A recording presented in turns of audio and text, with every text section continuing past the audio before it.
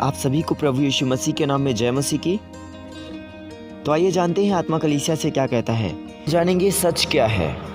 मत्ती 5 अध्याय उसकी 11 और 12 आयत में लिखा है, धन्य हो तुम जब मनुष्य मेरे कारण तुम्हारी निंदा करे और सताए और झूठ बोल बोल कर तुम्हारे विरोध में सब प्रकार की बुरी बातें कहे, तब आनंदित और मगन होना, क्योंकि तुम्हारे लिए स्वर्ग में बड़ा फल है, इसलिए कि उन्होंने उन भविष्यद्वक्ताओं को जो तुमसे पहले थे इसी रीति से सताया था।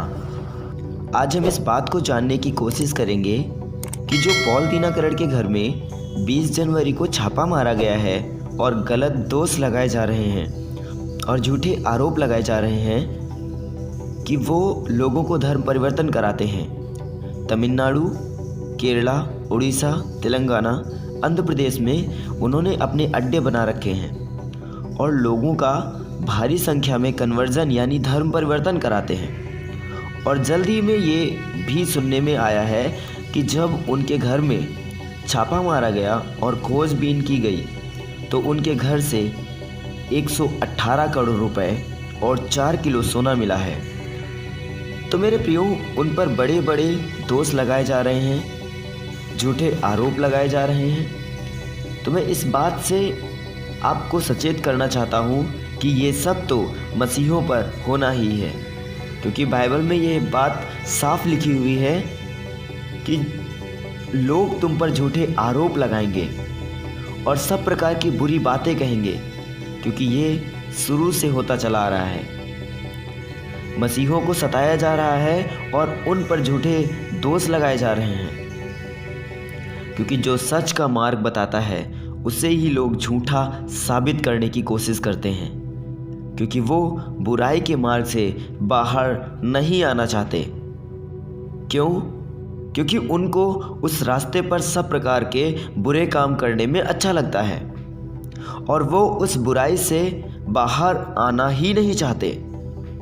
और जब कोई सच्चाई का मार्ग बताता है कि ये मार्ग सही नहीं है जिस पर आप चल रहे हैं, तो ऐसे लोगों को सताया जाता है, उन पर झूठे दोष लगाए जाते हैं और उसके विषय में सब प्रकार की बुरी बातें बोली जाती हैं, ताकि वो सच्चाई का आसानी से तिरस्कार कर सके। और वो चाहते हैं कि सच्चाई को मिटा सके, लेकिन मेरे प्रियो, ऐसा करना तो नामुमकिन है, क्योंकि किसी ने ये सच कहा है कि साहब, इन मसीहों को आप जितना सताओगे, आप जितना मारोगे, ये उतना ही बढ़ेंगे, क्योंकि ये खटमल के समान है और आप जितना मारोगे, आप जितना मिटाना चाहोगे, ये उतना ही तरक्की करते जाएंगे। इसलिए आप सच्चाई को समाप्त कभी नहीं कर सकते, इसलिए आप सच्चाई को समाप्त कभी नहीं कर सकते।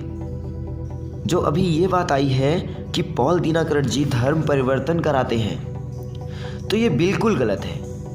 किसी की इच्छा बिना किसी को मसीह नहीं बनाया जा सकता, क्योंकि यदि कोई पैसा देकर कन्वर्जन यानी धर्म परिवर्तन कराता है तो वो व्यक्ति मसीह नहीं हो सकता, क्योंकि बाइबल हमें कहीं नहीं बताती कि तुम पैसे देकर धर्म परिवर्तन कराओ या फिर मेरे लिए तुम गलत तरीके अपना करके इस कार्य को करो।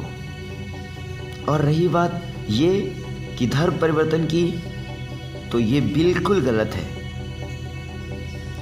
हम कोई धर्म का परिवर्तन नहीं कराते, सिर्फ मन यानी दिल का परिवर्तन कराते हैं। हाँ, ये तो बात सच है कि कन्वर्जन ज़रूर कराते हैं, पर धर्म का नहीं, मन का कन्वर्जन कराते हैं। और ये बात जो सुनने में आई है कि पॉल जी के घर में 118 करोड़ रुपए और 4 किलो सोना मिला है, तो ये सच्चाई तो सामने आएगी ही आएगी कि क्या सच है। लोग उन पर झूठा दोष लगा रहे हैं, या फिर मसीह होने के कारण उन्हें सताया जा रहा है, या फिर उन्हें ऊंचे लेवल पर देखकर यानी ऊंचे ओहदे पर देखकर उन्हें गिराने की कोशिश की जा रही है, या फिर बात कुछ और ही है। ये सब तो सच्चाई सामने आने के बाद ही पता चलेगा कि क्या सच है।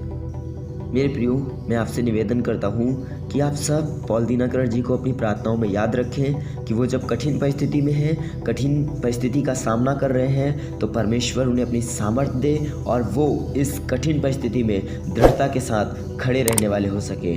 आप सभी को जय मसीह की। God bless you.